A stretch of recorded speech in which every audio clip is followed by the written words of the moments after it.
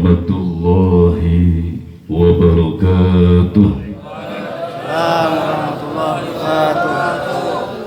Assalamualaikum warahmatullahi wabarakatuh.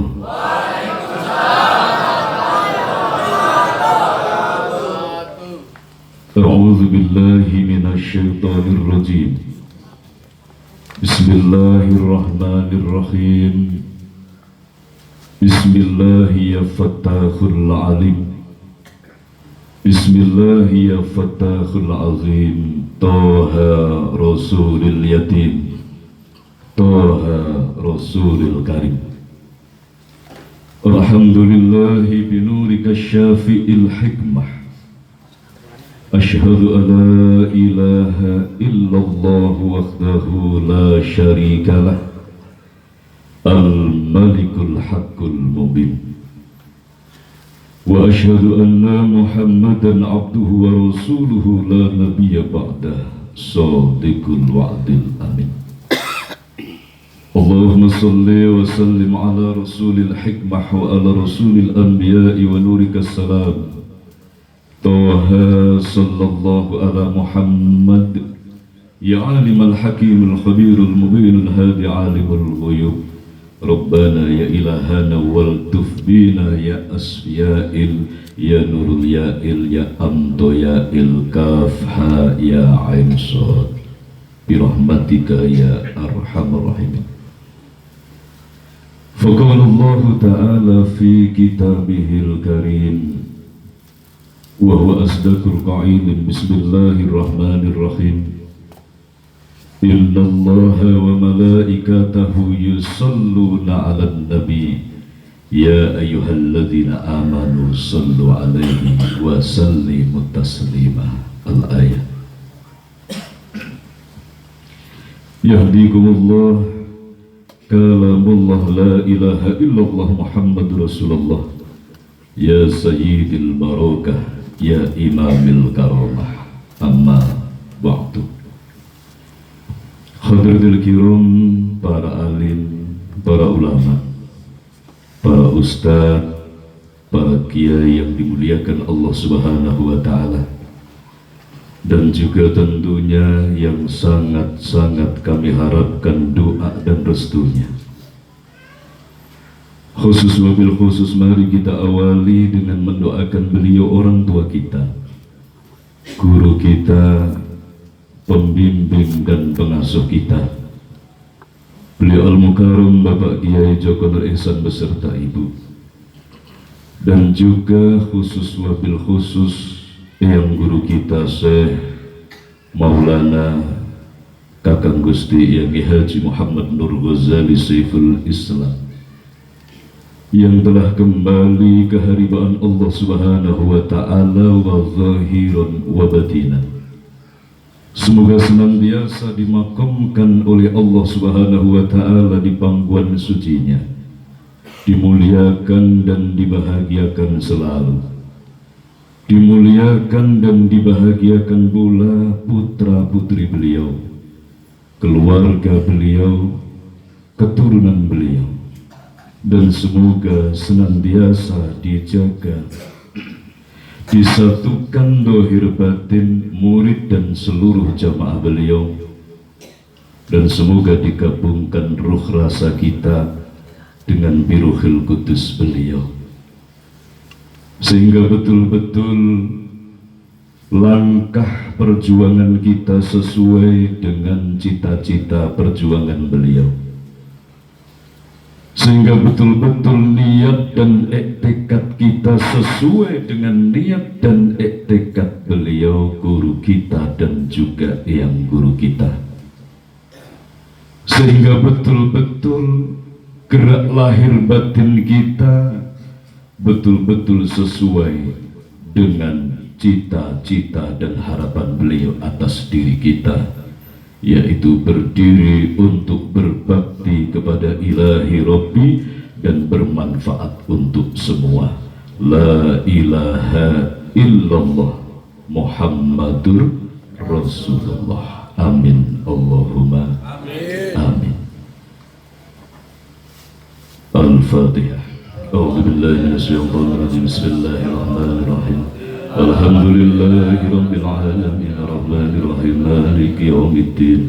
Iyyaka na'budu wa iyyaka nasta'in ihdinas siratal mustaqim siratal ladzina an'amta 'alaihim ghairil maghdubi 'alaihim waladdallin. Amin ya Allah. Khusus wabil khusus kepada beliau sesepuh-sesepuh kita, pembina-pembina kita, guru-guru kita, khususnya beliau Al-Mukarram Bapak Kiai Kasmo Al-Husna, Al-Mukarram Bapak Kiai Anang Aminuddin Sarjana Agama, Al-Mukarram Bapak Kiai Rustono, Al-Mukarram Bapak Kiai Slamet Ma'ruf, dan juga Al-Mukarram Bapak Kiai Windar Al-Hasan, juga pembina-pembina kita, guru-guru kita yang alhamdulillah hadir di tengah-tengah kita, yang tidak kami sebutkan asmanya satu persatu, yang dimuliakan Allah Subhanahu wa Ta'ala, rahimakumullah.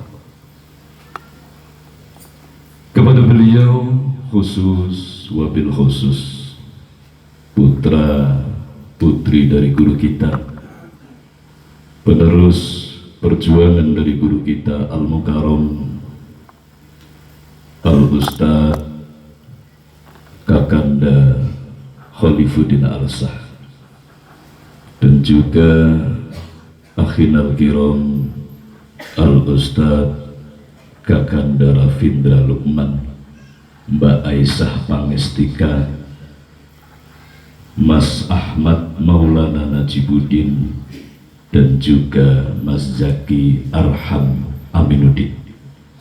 Semoga putra putri dari guru kita diberkahi oleh Allah Subhanahu wa Ta'ala, senantiasa di dalam rengkuhan kasih dan sayang Allah Subhanahu wa Ta'ala, diberikan kekuatan lahir batin hingga betul-betul sukses dalam mengemban amanah perjuangan, meneruskan mengikuti langkah perjuangan dari guru kita dan juga yang guru kita. Amin Allahumma amin. Ustadz Pondok Terpadu At-Tadkir Kaliaren, santriwan santriwati yang kami cintai, rahimakumullah. Hadirin hadirat kaum muslimin muslimat, saudara-saudaraku seiman seakidah, senasib seperjuangan fitinil Islam yang kami cintai, rahimakumullah. Pertama dan tentunya yang paling utama, di malam yang penuh dengan berkah Allah, di malam yang penuh dengan limpahan kasih sayang Allah Subhanahu wa Ta'ala, bersama-sama mari kita awali dengan menyatukan hati kita. Kita awali dengan menyatukan batin kita, menyatukan ruh rasa kita, menyatukan angan kita, dengan jalan menyatukan niat dan etikat kita. Untuk semata-mata kita hadir di sini adalah karena Allah. Hadirnya kita di tempat yang mulia ini semata-mata hanyalah karena Allah Subhanahu wa Ta'ala. Bukan sekedar menggugurkan kewajiban, bukan sekedar pengertian, bukan sekedar ucapan dan pembahasan, tetapi mari malam ini betul-betul kita wujudkan wa zahiran wa batinan. Sadar sesadar-sadarnya bahwa hadirnya kita, melangkahnya zahir batin kita di tempat ini adalah semata-mata karena Allah Subhanahu wa Ta'ala. Saudaraku rahimakumullah. Maka tatkala frekuensi batin ini sudah menyatu, tidak hanya jasad kita yang duduk di tempat yang bersejarah, di tempat yang mulia ini, Tidak hanya raga kita yang duduk di tempat yang sama, ambil air wudhu dari tempat yang sama, menghirup udara dari tempat yang sama, tetapi lebih daripada itu menyatukan etikat, menyatukan batin. Ini harus sama. Menyatukan hati kita sehingga walaupun raga kita berbeda tetapi tetap menyatu dalam frekuensi niat etikat yang ikhlas, niat etikat yang luhur, yaitu niat dan etikatnya guru kita dan yang guru kita, niat dan etikatnya Rasulullah Muhammadin sallallahu alaihi wasallam. Saudara rahimakumullah, maka tatkala hati ini sudah menyatu, frekuensinya sudah ketemu di dalam satu frekuensi, yaitu frekuensi lillahi rabbil alamin, frekuensi ilahi anta maksud, frekuensi inna sholati wa nusuki wa mahyaya wa mamati lillahi rabbil alamin, baru kita akan merasakan keberkahan Allah dalam bersilaturahim. Baru kita akan merasakan itu, merasakan sentuhan keberkahan daripada bertolabul ilmi, merasakan sentuhan kemanfaatan dalam silaturahim, dalam perjuangan, dalam duduk bersimpuh, zikir bersama, memuja dan memuji Allah Subhanahu wa ta'ala. Sehingga betul-betul walaupun beliau guru kita dan yang guru kita telah wafat, tetapi kita akan tetap mampu merasakan getaran daripada ruhul jihad beliau, getaran daripada semangat juangnya, getaran frekuensi semangat ikhlasnya, semangat kesabarannya, ketekunannya. Dan tentunya kita akan menyatu di dalam hidayah, hidayahnya Allah Subhanahu wa ta'ala. Maka mari, sudah selayaknya dan sepantasnya kita menghaturkan terima kasih Pak Bu. Sudah selayaknya kita menghaturkan syukur tasakur kepada Allah Subhanahu wa ta'ala, karena kita dihimpun dalam keluarga besar At-Tazkir, khususnya yang ada di Kaliaren ini. Sudah selayaknya kita bersyukur, dan ini harus dijaga, jangan sampai mati. Sumber mata air asli Kaliaren, apa sumber mata air asli dari Kaliaren? Adalah At-Tauhid. Sumber di sini yang dibawa guru kita adalah At-Tauhid. Apa? Mengajak kita bertauhid, bertuhan kepada Allah Subhanahu wa ta'ala.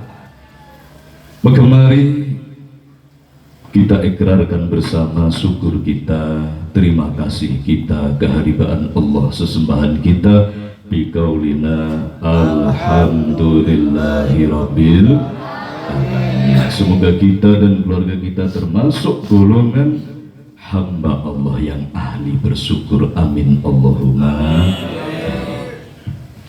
Salawat beserta salam mari kita sanjungkan bersama keharibaan baginda Rasul Muhammad sallallahu alaihi wasallam.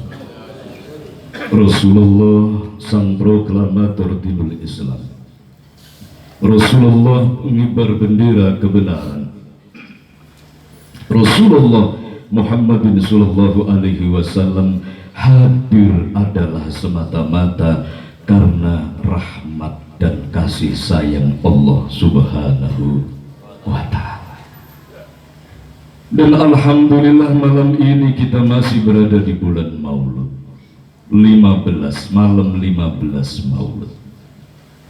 Bahwa di bulan Maulud, khususnya kemarin malam 12 Maulud atau 12 Rabiul Awal adalah kelahiran baginda Nabi Muhammad sallallahu alaihi wasallam, diperingati di seluruh penjuru dunia, di kota-kota besar sampai ke pelosok-pelosok kampung yang terpencil, banyak yang memperingati lahirnya baginda Nabi Muhammad Sallallahu Alaihi Wasallam. Ada yang dengan berjanji, ada yang dengan menunaikan, dengan melantunkan syair-syair zibah, qasidah dan sholawat kepada baginda Rasul Muhammad Sallallahu Alaihi Wasallam.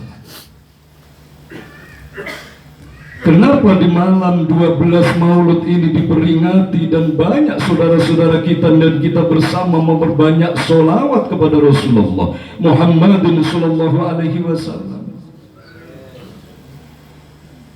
dengan membaca al-berjanji atau berjanji? Maka tentunya kita sudah mengenal, mendengar dan juga mempraktekkan apa itu berjanji, apa itu zibah, apa itu mahalul qiyam, bersolawat kepada Rasulullah Muhammad Sallallahu Alaihi Wasallam. Maka mari kita tarik sejarah hadirnya perjanjian itu di masa, di saat itu dalam situasi manusia yang sudah mulai banyak kehilangan ruhul jihadnya. Banyak kaum muslimin muslimat masih nampak Islam dia syahadat, sholat, zakat, puasa dan haji, masih nampak keislamannya, masih nampak bahwa dia beragama Islam, tetapi detik dan saat itu sudah mulai banyak yang kehilangan ruhul jihadnya, yang sudah mulai kehilangan ruh Rasulullah, sudah mulai kehilangan akhlakul karimah, sehingga gaung keislaman hanya nampak dalam ucapan, lantunan dan simbol-simbol daripada keislaman. Ruh daripada Islam yang dibawa oleh baginda Rasul Muhammad Sallallahu Alaihi Wasallam pada saat itu mulai tertutup dari hati manusia. Manusia Islam tetapi benci kepada orang lain. Manusia saat itu beragama Islam tapi menghalalkan segala cara demi kesenangan nafsunya. Manusia di saat itu beragama Islam tetapi sudah mulai tidak peduli kepada saudaranya, tidak peduli kepada tetangganya dan lain sebagainya. Betul-betul mulai tidak nampak dan kabur tuntunan dan ajaran Rasulullah Muhammad Sallallahu Alaihi Wasallam. Sholatnya tetap sama, rokaatnya tetap sama, puasanya tetap sama, tetapi yang menjadikan tidak sama adalah hatinya, karena frekuensi hati kaum muslimin saat itu sudah mulai terhempas dari frekuensi utama, sentral daripada frekuensi dinul Islam, yaitu ruhul Rasulullah Muhammad Sallallahu Alaihi Wasallam. Ayah sudah tidak mulai sayang kepada anaknya secara hakiki. Cara menyayangi anak sudah mulai salah, cara menyayangi istri dan keluarga sudah mulai salah. Apa yang dikatakan mulai salah? Hanya memperhatikan bentuk fisik, kebutuhan zahir, tetapi jauh perhatiannya di dalam menyentuh hati keluarganya untuk bertauhid kepada Allah Subhanahu wa Ta'ala. Ini sejarah. Saudaraku yang dimuliakan Allah, alhamdulillah, maka Allah memberikan hidayah kepada sultan saat itu, kepada raja saat itu yang memimpin sebuah kaum. Bagaimana caranya ya Allah agar bangkit kembali ruh Rasul, bangkit kembali manusia untuk berakhlakul karimah? Maka di situ sang raja mempunyai, sang sultan mempunyai satu strategi. Maka diadakan sebuah sayembara untuk menulis lantunan syair-syair indah memuja atau memuji, menyanjung, mengingatkan perjuangan Rasulullah Muhammad Sallallahu Alaihi Wasallam. Singkat cerita Pak Bu, maka terkumpullah berbagai syair-syair yang indah menceritakan tentang baginda Rasul, baik menceritakan tentang asal usul beliau Rasulullah, tentang kepribadiannya, dan juga tentang kemuliaan akhlaknya.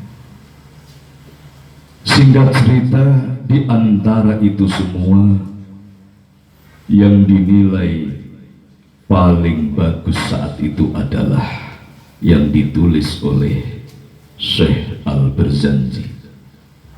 Maka sekarang kita mengenal dengan berjanji. Itu singkat, kurang lebih ceritanya seperti itu. Saudaraku rahimakumullah, maka tatkala kita menyaksikan sejarah Barzanji, sejarah Ziba, Makhalul Kiram dan lain sebagainya, tujuan daripada lantunan syair Barzanji itu adalah untuk membangkitkan ruh Rasulullah. Apa ruh Rasulullah? Membangkitkan ruh daripada Rasulullah. Yang dimaksud adalah kebangkitan akhlak umat Rasulullah, agar tidak hanya mengaku sebagai umatnya Rasulullah, tetapi juga tersambung jiwanya, tersambung rasanya, memancar memantul dalam kehidupannya, berwujud akhlakul karimah. Apa akhlakul karimah? Budi pekerti yang luhur. Alhamdulillah. Ini tentunya kita yang ikut memperingati kelahiran baginda Nabi dengan bersolawat dan lain sebagainya, tujuannya adalah itu, untuk kebangkitan ruh Rasul, kebangkitan perjuangan Rasulullah. Sebelum membaca sholawat, kita adalah pribadi manusia yang sombong, maka dengan bersolawat mengingat betapa rendah hatinya Rasulullah, maka hikmahnya Maulidin Nabi membentuk pribadi kita menjadi pribadi yang rendah hati. Alhamdulillah. Ini tentunya, saudaraku yang dimuliakan Allah Subhanahu wa ta'ala. Maka di malam ini perkenankan kami untuk bercerita. Sebetulnya sudah sering kami sampaikan, tetapi ini kembali kami haturkan. Beliau guru kita Al-Mukarram Bapak Kiai Joko Nur Ehsan di tahun 1999 saat pengajian khusus di bulan Maulud, beliau memberikan nasihat yang sangat luar biasa yang diambil dari sejarah kelahiran dan kehidupan Kanjeng Nabi Muhammad Sallallahu Alaihi Wasallam. Dan beliau ngendiko itu adalah wejangan Sunan Kalijogo dulu kepada murid-muridnya. Itu beliau ngendiko ngoten. Dulu Sunan Kali pernah wejang kepada muridnya seperti ini. Apa yang ngendikakan beliau guru kita? Bahwa Rasulullah Muhammad Sallallahu Alaihi Wasallam itu, baginda Nabi Muhammad Sallallahu Alaihi Wasallam itu lahir dari ibu yang bernama Siti Aminah, dan bapak beliau bernama Sayyid Abdullah, berawal dari situ. Sebelum baginda Nabi Muhammad Sallallahu Alaihi Wasallam lahir, maka yang pertama kali adalah Sayyid Abdullah bertemu dengan Siti Aminah, menyatu, menikah, kemudian baru lahir Kanjeng Nabi Muhammad Sallallahu Alaihi Wasallam. Kanjeng Nabi Muhammad ini adalah pribadi yang luhur, pribadi yang suci, akhlakul karimah. Dari kecil Kanjeng Nabi Muhammad dijaga oleh pamannya yang bernama Abu Thalib. Kanjeng Nabi Muhammad dijaga oleh Abi Thalib, yaitu pamannya sendiri, dan yang memusuhi juga bukan orang lain, dulure dewi, paman yang lain yang bernama Abu Jahal dan Abu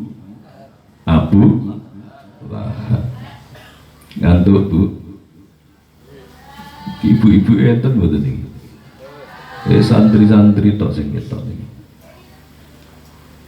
Abu Jahal, Abu Lahab niku. Mun hafal nggih niku nggih. Alhamdulillah. Saudaraku yang dimuliakan Allah, maka beliau guru kita menyampaikan nasihatnya. Maka untuk betul-betul Muhammad atau ruh suci, Muhammad adalah manusia yang terpuji, untuk betul-betul terjaga selamat, bisa lahir dalam pribadi kita, pribadi manusia, maka yang pertama adalah Abdullah. Pastikan bahwa kita manusia ini, kita ini adalah hamba Allah. Itu syarat yang pertama. Pastikan berjuang mati-matian agar betul-betul status kita ini jelas bahwa kita ini adalah hamba Allah.